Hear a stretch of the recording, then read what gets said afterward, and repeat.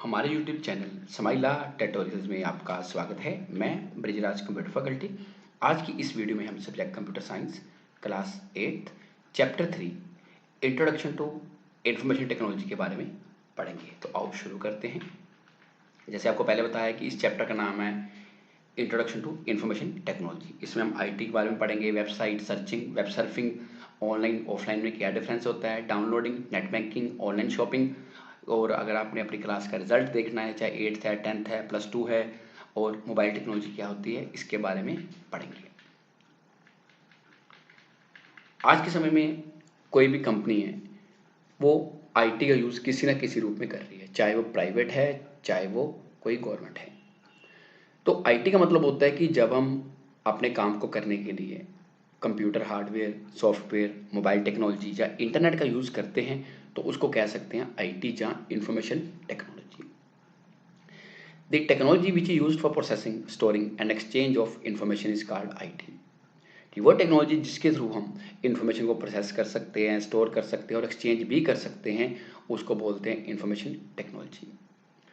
इसने हमारा lifestyle, learning और वर्किंग स्टाइल जो है वो चेंज किया है।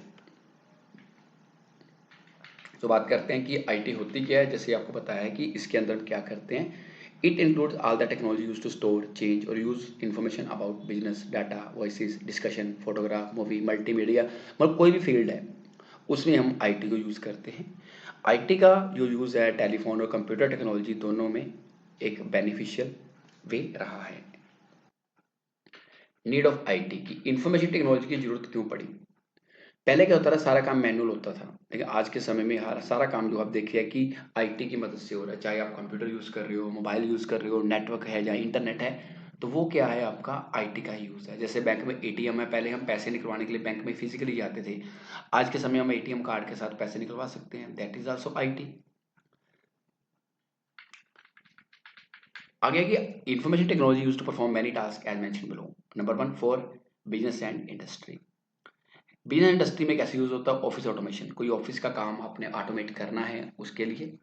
उसके बाद MIS, मैनेजमेंट इंफॉर्मेशन सिस्टम। मान लो बात करते हैं कि हमारे स्कूल्स में पंजाब चलता है, या PSCB की साइट चलती है, या M-STAR चल रहा है, उसमें सभी स्टूडेंट्स और स्टाफ का डाटा हमारे पास होता है, ऑनलाइन अवेलेबल है हमारी IT में, दैट इज MIS। सो जब बोर्ड ने डाटा निकालना हो या डिपार्टमेंट ने डाटा निकालना हो तो वहीं से डाटा दिख सकता है। एट होम, जैसे कम्युनिकेशन, पहले हम लेटर भेजते थे, आज के समय में ईमेल भेजते हैं, या चैटिंग करते हैं, या सोशल मीडिया यूज करते हैं, दैट इज कम्युनिकेशन।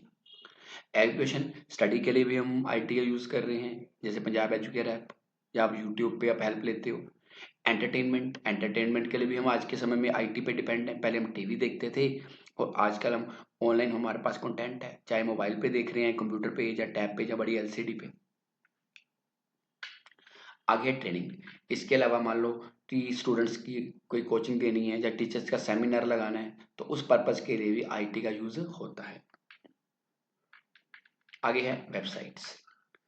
वेबसाइट का मतलब होता है कि कलेक्शन ऑफ वन और more web pages under the same domain is called website. जैसे www.google.com, facebook.com, epunjabschool.gov.in, pscb.ac.in, मतलब किसी भी ऑर्गेनाइजेशन या कंपनी का जो ऑनलाइन डाटा पड़ा है वो अपने अलग अलग वेब पेज बना के वेबसाइट का रूप दे देते हैं, ताकि जिसको इन्फॉर्मेशन चाहिए वो वहां से ले ले।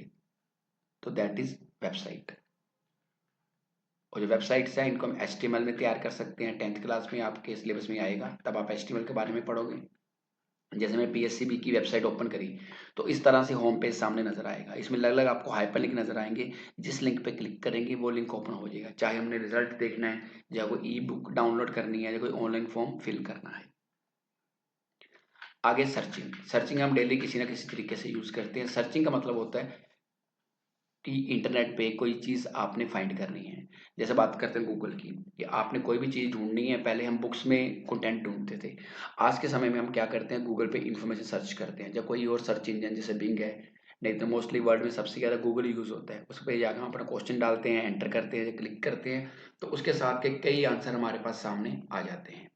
तो जो आंसर हमें अच्छा लगता है उसे हम देख भी सकते हैं, उसको डाउनलोड भी कर सकते हैं।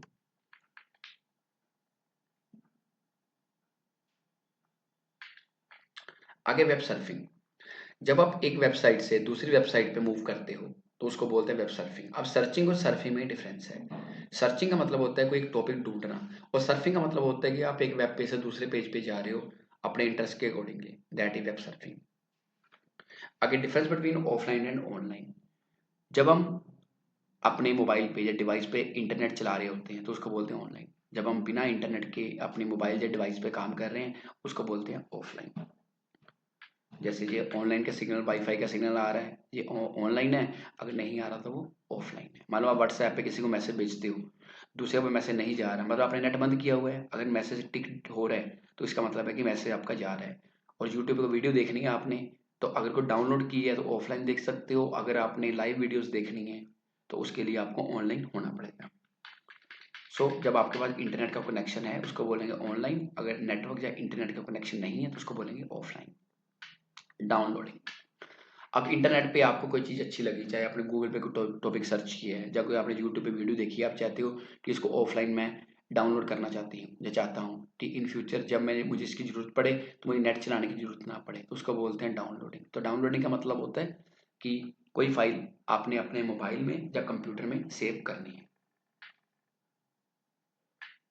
एक होती है अपलोडिंग। अपलोडिंग का मतलब होता है कि इंटरनेट पे कोई कंटेंट पोस्ट करना। जैसे आपने अपना स्टेटस लगाया है, या आपने सोशल मीडिया पे कोई फोटो डाली है, कोई पोस्ट डाली है, उसको बोलते हैं अपलोडिंग। अगर कोई आपकी फोटो डाउनलोड करना चाहता है, आपकी रील डाउनलोड करना चाहता है, अपने मोबाइल में सेव करना चाहता है, उसको बोलते हैं डाउनलोडिंग। अब आगे बढ़ते नेट बैंकिंग।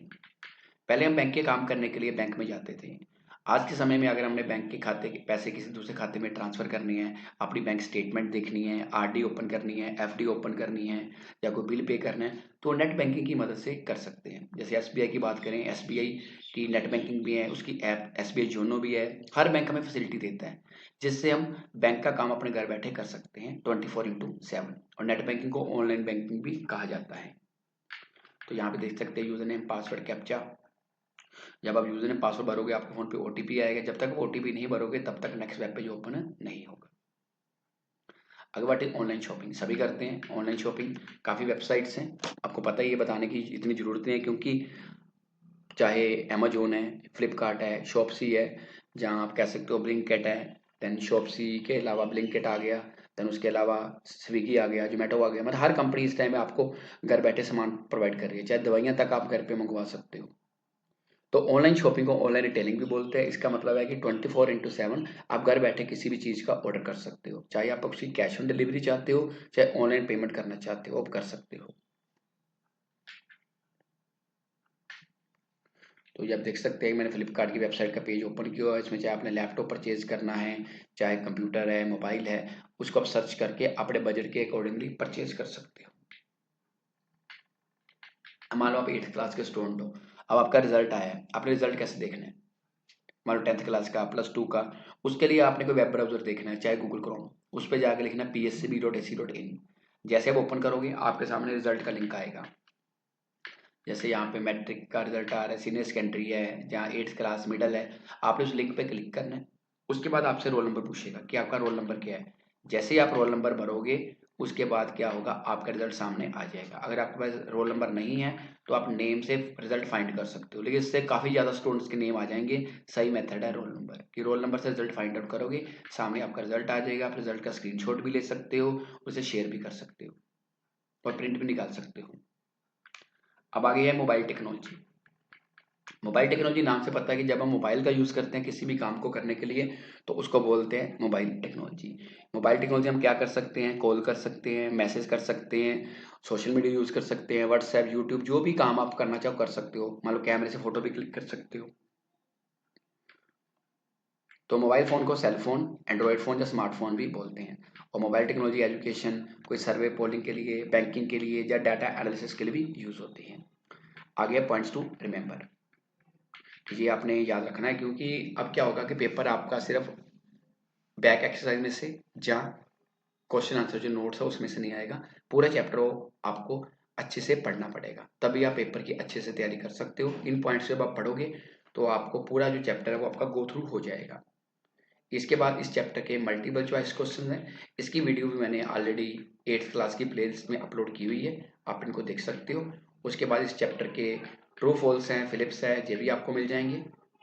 और उसके बाद इस चैप्टर के short answer question, long answer question, इसकी वीडियो भी हमने यूट्यूब पे अपलोड कर दी हुई है, आप 8th क्लास की प्लेलिस्ट में देख सकते हो। और अगर अभी भी आपकी कोई क्वेरी है तो कमेंट सेक्शन में पूछ सकते हैं, या अपने कंप्यूटर अध्यापक की मदद ले सकते हैं। धन्यवाद।